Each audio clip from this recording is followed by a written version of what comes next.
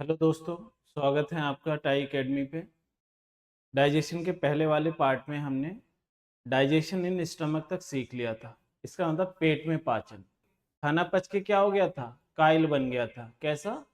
Acidic बन गया था। अब हम पढ़ेंगे छोटी आंत में पाचन। छोटी आंत की जो लंबाई होती है वो होती है 6 से 7 मीटर तक। 6 से 7 मीटर, अगर फीट में बोलें तो 20 से 23 फीट। कितना? 20 से 23 फीट। यह एलिमेंट्री कैनाल, इसका मतलब जो आहार नाल है ना हमारा, उसका सबसे बड़ा पार्ट होता है। ये क्या होता है? सबसे बड़ा पार्ट। स्मॉल इंटेस्टाइन के 3 भाग होते हैं। पहला भाग क्या कहलाता है? ड्यूडेनम। क्या कहलाता है? ड्यूडेनम। हिंदी में कहें तो ग्रहणी। दूसरा जैजुनम, हिंदी में कहें तो अग्र क्षुद्रांत। तीसरा क्या होता है? इलियम, क्षुद्रांत। इन तीनों में अगर देखा जाए तो सबसे छोटा पार्ट होता है ड्यूडेनम। खाना हमारा पेट में था तो हाइड्रोक्लोरिक एसिड ने उसे कैसा बना दिया था? एसिडिक, अम्लीय खाना बना दिया था। मगर जैसे ही खाना छोटी आंत में आता है तो दिक्कत ये हो जाती है, छोटी आंत कहती है मैं तो एसिडिक मीडियम में काम करती ही नहीं, एसिडिक मीडियम में पाचन करती ही नहीं हूँ, मुझे तो बेसिक मीडियम चाहिए। यही कांड हो जाता है, यही कांड हो जाता है। अब उसे बेसिक चाहिए, तो जैसे ही खाना एसिडिक जाता है आंत में तो यहाँ पे क्या होता है? इंटेस्टाइनल ग्लैंड होती है, वो 2 हार्मोन रिलीज करती है। पहला हार्मोन होता है सेक्रेटिन। हमारा ये पूरा शरीर है तो राइट हैंड साइड पे क्या है? लीवर होता है। लीवर से क्या जोड़ा है? Gall bladder. Left hand side में स्टमक के नीचे पेंक्रियाज होता है। तो सेक्रेटिन का काम क्या होता है? सेक्रेटिन का काम होता है पेंक्रियाज को ये कहना कि जल्दी से बाइकार्बोनेट भेजो। बाइकार्बोनेट क्या करता है? बाइकार्बोनेट जो एसिडिक फूड था ना स्टमक से आ रहा था, उसको न्यूट्रलाइज कर देता है। ना वो अब एसिडिक रहेगा, ना बेसिक रहेगा, ना अम्लीय रहेगा, ना क्षारीय रहेगा। खाना क्या हो जाएगा? न्यूट्रलाइज हो जाएगा। मगर आंत को तो बेसिक चाहिए ना, क्षारीय चाहिए। तो क्या होता है? एक दूसरा हार्मोन रिलीज करता है ये, जिसका नाम क्या है? कोलेसिस्टोकाइनिन। कोलेसिस्टोकाइनिन क्या कहता है? गॉल ब्लैडर से जल्दी से पित्तरस भेजो, बाइल जूस। ये क्या, किस कलर का होता है? हरे कलर का क्या होता है? एक जूस होता है जिसको हम कहते हैं बाइल जूस। इसका जो पीएच होता है वो क्या होता है? 8। पीएच क्या होता है? 8 होता है। और जो बाइल जूस है उसे प्रोड्यूस कौन करता है? बनाता कौन है? तो मैंने अभी क्या कहा? सीधे हाथ पर लीवर होता है। लीवर से ही जुड़ा होता है गॉल ब्लैडर। गॉल ब्लैडर में क्या होता है? रस जमा होता रहता है। जो लीवर बनाता है पित्त को, वो पित्त जमा होता रहता है कहां पर? गॉल ब्लैडर में। तो याद रखेंगे, गॉल ब्लैडर में क्या होता है? पित्त रस। कैसा होता है? बेसिक, जिसका पीएच कितना होता है? 8। टेस्ट में इतना कड़वा, बिल्कुल खराब कर दे टेस्ट। कौन बनाता है ये? लीवर। अब होता क्या है, जो पित्तरस होता है ना, उसमें ये कंपोनेंट और होता है, बिलिरुबिन। ये कैसे कलर का होता है? पीले कलर का। ये भी कहां बनता है? हमारे लीवर में। रेड ब्लड सेल की जो टूटने की प्रोसेस होती है, उस प्रोसेस को हम कहते हैं हीमोलिसिस। क्या कहते हैं? हीमोलिसिस।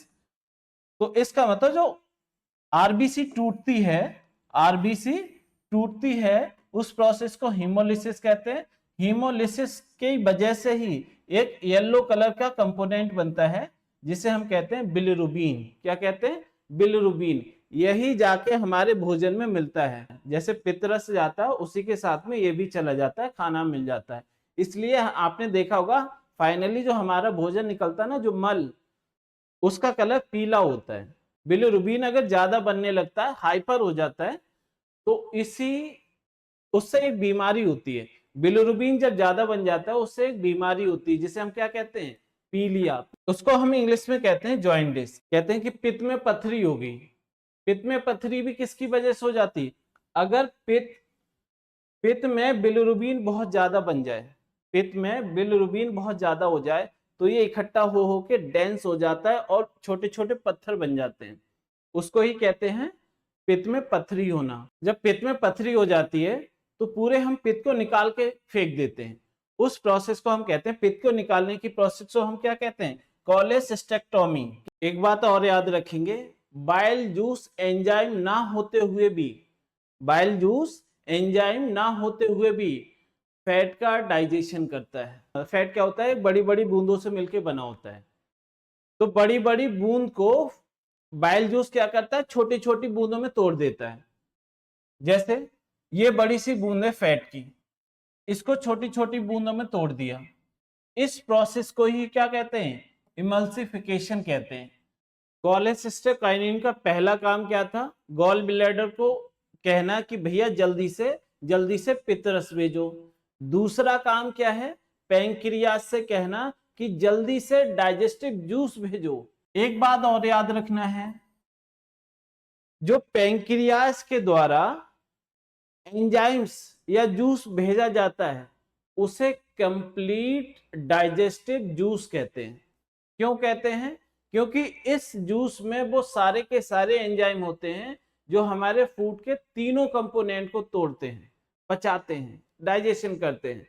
पहला कार्बोहाइड्रेट, दूसरा प्रोटीन, तीसरा फैट, इसलिए इसे क्या कहते हैं, कंप्लीट डाइजेस्टिव जूस। अब आपको याद रखना है पैंक्रियाटिक जूस में तीन चीजें सबसे इंपॉर्टेंट हैं, जिसको हम क्या कहते हैं, लाइपेज, अमाइलेज, ट्रिप्सिन। इसके सबसे पहले लेटर को उठा लो, लाइपेज का एल, अमाइलेज का ए, ट्रिप्सिन का टी। याद रखना है लेट, याद रखना है लेट। पैंक्रियाटिक जूस में लेट होता है, LAT, lipase, amylase, trypsin. Lipase क्या करता है, फैट को तोड़ देता है, लाइपेज क्या करता है, फैट को तोड़ देता है। किसमें, फैटी एसिड और ग्लिसरोल में, फैटी एसिड और ग्लिसरोल में लाइपेज क्या करता है, फैट को तोड़ देता है फैटी एसिड और ग्लिसरोल में। अमाइलेज क्या करता है, कार्बोहाइड्रेट को चेंज कर देता है माल्टोज में। ट्रिप्सिन डाइजेशन करता है प्रोटीन का। आपने देखा होगा सबसे पहले जो डाइजेशन स्टार्ट होता है प्रोटीन का, वो कहाँ होता है, हमारे पेट में। वहां पे क्या होता है, प्रोटीन को चेंज कर दिया जाता है पेप्टोन में। अब छोटी आंत में ट्रिप्सिन क्या करता है, अब वो प्रोटीन तो रहा नहीं, क्या चेंज हो गया है, पेप्टोन में बदल गया है। अब ये पेप्टोन को चेंज करता है पेप्टाइड में, कौन, ट्रिप्सिन। एक क्वेश्चन बहुत पूछा जाता है कि पैंक्रियाटिक जो जूस होता है पैंक्रियाज में कौन सी सेल बनाती हैं, तो आपको याद रखना है वो बनाती हैं एसिनार सेल्स। एक क्वेश्चन दिमाग में बहुत आता है, सर जब हमने पित्ताशय निकाल दिया, गॉल ब्लैडर निकाल दिया, तो फैट का डाइजेशन, एमल्सिफिकेशन कौन करेगा। तो याद रखना है गॉल ब्लैडर का काम केवल पित्त रस को इकट्ठा करना है, स्टोर करना है, ना कि बनाना। बनाता कौन है, लीवर। जैसे ही हम गॉल ब्लैडर को कट करके हटा देते हैं, वाइल जूस होता है वो डायरेक्ट लीवर से आता रहता है। हाँ, ये कम अमाउंट में आ पाता है, जिससे आपने देखा होगा जिसका ऑपरेशन हो गया है, जिसका पित्त हटा दिया गया है, तो उसको फैट डाइजेस्ट करने में प्रॉब्लम होती है।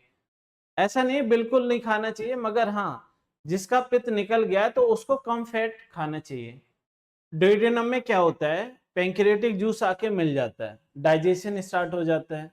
आप देखेंगे जो नेक्स्ट पार्ट हमारा होता है जेजुनम, उसमें कोई भी डाइजेशन नहीं होता है। आप यहाँ पे देखो, ये वाला पार्ट क्या है, डुओडेनम, ये वाला जेजुनम।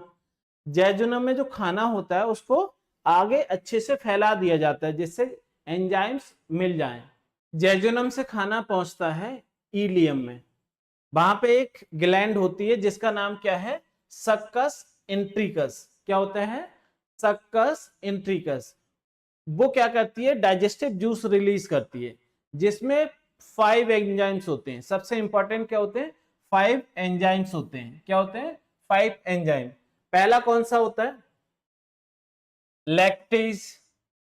लैक्टेज क्या कहता है? लैक्टोज को तोड़ देता है। कितने पार्ट में? 2 पार्ट में। पहला पार्ट क्या है? ग्लूकोज, दूसरा क्या है? गैलेक्टोज। अब आप सोचो, जो लैक्टोज है वो क्या होता है? लैक्टोज एक ऐसा शुगर है या ऐसा कार्बोहाइड्रेट है जो किसमें मिलता है? मिल्क में। किसमें मिलता है? मिल्क में। याद रखना है, पेट में या स्टमक में डाइजेशन हुआ था किसका?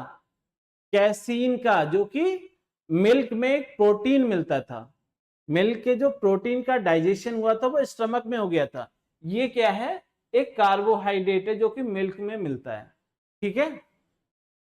दूसरा कौन सा मिलता है एंजाइम? सुक्रेज। दूसरा कौन सा है? सुक्रेज। ये क्या करता है? सुक्रोज को 2 पार्ट में तोड़ देता है। पहला ग्लूकोज, दूसरा फ्रक्टोज। फ्रक्टोज के बारे में एक बात याद रखनी है आपको, फ्रक्टोज सबसे ज्यादा मीठा क्या है? शुगर है। फ्रक्टोज सबसे मीठा शुगर है। कहां मिलता है ये? फ्रूट्स में। अब कहीं गलत मत लगा देना कि क्वेश्चन आया तुरंत आपने ऑप्शन में लगा दिया सर गन्ने वाली शुगर, जिसे टेबल शुगर भी कहते हैं। सबसे मीठी नहीं होती है। सबसे मीठी कौन सी होती है? फ्रक्टोज। कौन सी होती है? फ्रक्टोज। तीसरा होता है माल्टेज।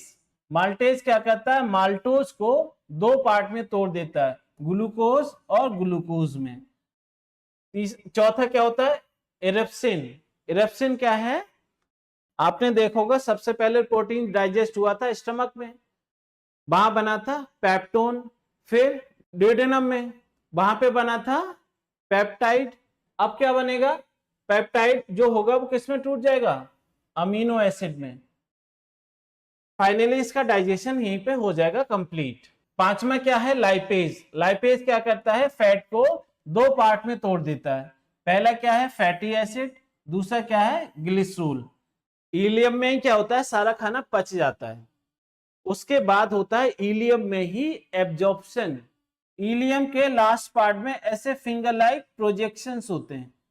फिंगर लाइक प्रोजेक्शन कहने का मतलब ये, उसके अंदर वाले पार्ट पे उठा हुआ भाग होता है, उसको हम कहते हैं बिलाई। बिलाई क्या करता है? एब्जॉर्प्शन करता है। जो इलियम में एब्जॉर्प्शन होता है वो एक प्रोसेस से होता है जिसका नाम है ऑस्मोसिस। क्या नाम है? ऑस्मोसिस। इलियम के अंदर क्या होता है? ये ऐसे फिंगर लाइक प्रोजेक्शन से उभरे हुए ये वाले, ये क्या है? बिलाई होते हैं। अब इसी वाले पार्ट पे बहुत सारी कैपिलरीज आके जुड़ती हैं। बहुत सारी कैपिलरीज आके जुड़ती हैं। जैसे ही फूड का एब्जॉर्प्शन किया जाता है तुरंत वो एब्जॉर्ब होके कहां चला जाता है? ब्लड में। कहां चला जाता है? ब्लड में। तो याद रखेंगे इलियम में क्या होता है? फिंगर लाइक प्रोजेक्शन, जिसे हम बिलाई कहते हैं। बिलाई क्या करता है? एब्जॉर्प्शन करता है। किसके प्रोसेस के थ्रू? ऑस्मोसिस के प्रोसेस के थ्रू। बिलाई से ही आके क्या जुड़ जाती है? कैपिलरीज। वो सारा का सारा मटेरियल या जूस जो एब्जॉर्ब कर लिया गया है वो फाइनली ब्लड में जाके मिल जाता है, जिससे क्या मिलती है? हमें एनर्जी। एक बात और याद रखना है, इलियम में ही वाटर का 80 से 90% एब्जॉर्प्शन होता है।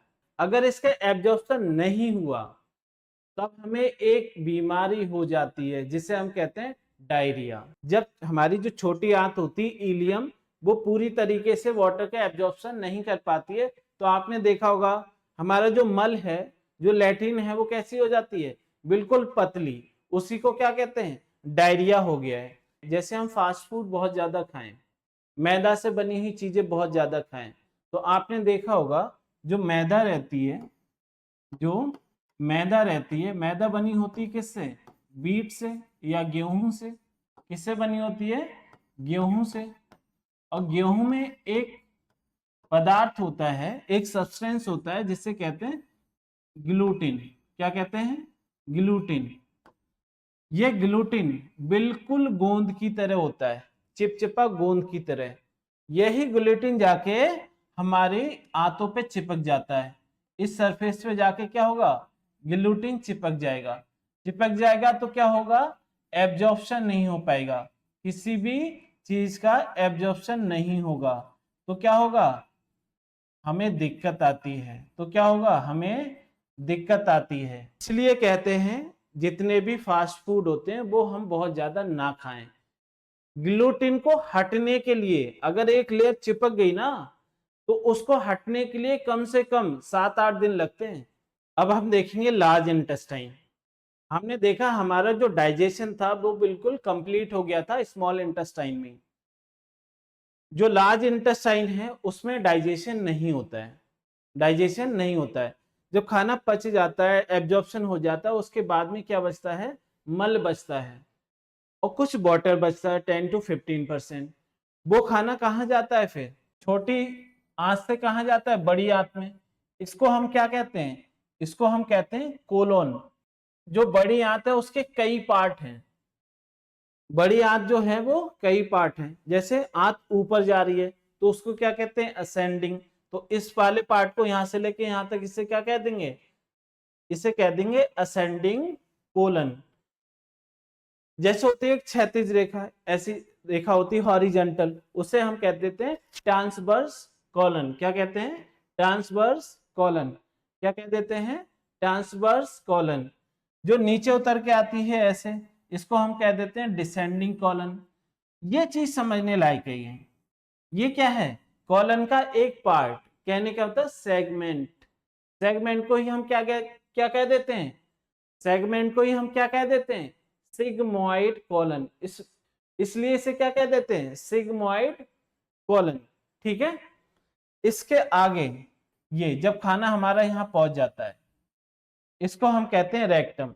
यही वो जगह है जहां पे हमारा खाना जाकर फाइनली इकट्ठा होता है। यहीं पे क्या होता है, इकट्ठा होता है।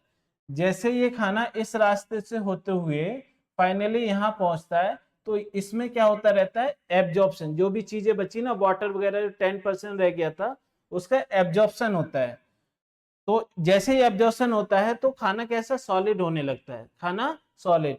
तो यहाँ पे जो पहुंच जाता है उसे कहते हैं मल, फाइनल, जिसे लैटिन कहते हैं, क्या कहते हैं, मल। यही वो रीजन है जहां पे क्या होता है, यहाँ पे उठे हुए कुछ मसल्स होती हैं। क्या होती हैं, मसल्स। ये कभी कभी क्या होता है कि हमारा डाइजेशन खराब हो जाता है तो ये थोड़ी फूल जाती है। ये वाला पार्ट क्या होता है, ये फूल जाती है, जिससे यहाँ पे हमें दिक्कत हो जाती है। उसको एक बीमारी कहते हैं। वो बीमारी क्या होती है, पाइल्स। क्या होती है, पाइल्स, जिसे हम बवासीर भी कहते हैं। फाइनली ये जो द्वार है, ये इससे ही हम क्या करते हैं, इस मल को त्याग देते हैं, निकाल देते हैं। देखिए जो प्रोटीन होता है वो बहुत कॉम्प्लेक्स कंपाउंड होता है, बहुत जटिल पदार्थ होता है। सबसे पहले हमारा जो प्रोटीन का डाइजेशन होता है वो हमारे स्टमक में होता है। कहाँ होता है, स्टमक में। स्टमक में पेप्सिन होता है, वो प्रोटीन को पेप्टोन में चेंज कर देता है। फिर यही खाना कहाँ जाता है, छोटी आंत में। तो पैंक्रियाटिक जूस में ट्रिप्सिन होता है। ट्रिप्सिन क्या करता है, पेप्टोन को पेप्टाइड में चेंज कर देता है। फिर फाइनली हमारा खाना पहुंचता है इलियम में। इलियम में क्या होता है, इरप्सिन। क्या होता है, इरप्सिन। वो पेप्टाइड को अमीनो एसिड में चेंज कर देता है। क्या करता है, पेप्टाइड को अमीनो एसिड में चेंज करता है। बिल्कुल ऐसे ही हमारा जो खाना होता है वो अलग अलग रीजन में डाइजेस्ट होता है, तो उसका अलग अलग नाम भी है। तो याद रखेंगे, पहला क्या है, अगर वो खाना मुंह में पचा है, मुंह में, इसका मतलब जो मुंह से निकाला है आपने कंकड़ देखने के लिए, वो क्या है, बोलस है। क्या है, बोलस। यही खाना जब हमारे पेट में डाइजेस्ट होता है, एसिडिक बन जाता है, वो क्या कहलाता है, काइम, जो कि सेमी लिक्विड की तरह होता है। फाइनली हमारा जो फूड होता है वो पच जाता है, जो हम त्याग देते हैं मल के द्वारा, उस फूड को हम क्या कहते हैं, काइल कहते हैं। अब हम सीखते हैं पाचन के चरण। पाचन के 5 चरण होते हैं। सबसे पहला क्या होता है, इंजेशन। इंजेशन का मतलब जो हम खाना खा रहे होते हैं, खाने खाने क्या कहते हैं, इंजेशन। जो हमारा खाना पच रहा होता है उसको हम कहते हैं डाइजेशन। जब फाइनली खाना पच जाता है तब क्या होता है, उसमें जो जरूरी चीजें होती है ना, उसको एब्जॉर्ब कर लिया जाता है। अवशोषित कर लिया जाता है। एब्जॉर्प्शन के बाद जो खाने से कंपोनेंट आए उससे हम एनर्जी बनाते हैं। एनर्जी बनाने वाली प्रोसेस को ही क्या कहते हैं? एसिमिलेशन कहते हैं। और जो फाइनली खाना त्याग दिया जाता है, मतलब मल त्याग दिया जाता है, उस प्रोसेस को हम कहते हैं डिफेक्शन। या कौन कौन से 5 स्टेप हैं? पहला ingestion, digestion, absorption, assimilation, defection.